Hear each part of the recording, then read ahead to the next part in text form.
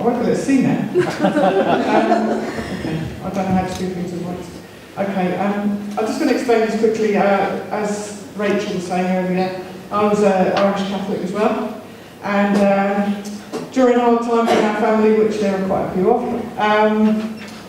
I used to take great comfort looking at a picture of Jesus on the wall, handsome Jesus. And so if you're not Catholic, you might not know what I'm going on about, but anyway, I can still read it. It's my testimony.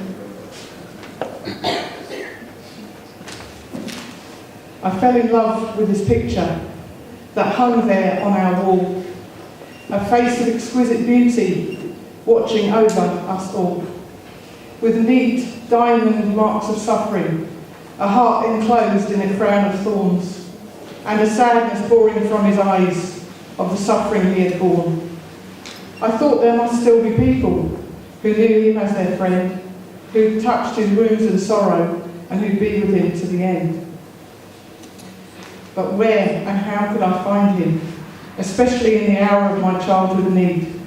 Perhaps if I lit enough candles or counted 1,000 beads. And comfort I did briefly know, till I grew strong and forgot his love, and looked for joy in this world below, and not to heaven above. I heard of him along the way, as towards destruction I hurtled, hoping for answers in a glass encased in lead and deep purple. That's for Jerry.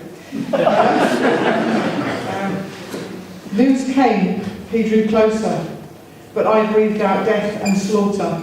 No longer remembered handsome Jesus. I didn't care, I could be God's daughter.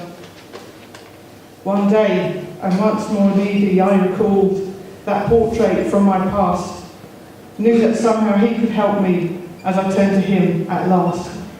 And that moment wept and humbled when I met my King, no longer a flat picture on a wall, but now my everything. No talk of wounds and suffering, no counting of the cost, but how he already knew and loved me, even when I'd wandered lost. And now we journey together along the road towards the gate, alive to his true story, my love, my Lord, and finally my mate.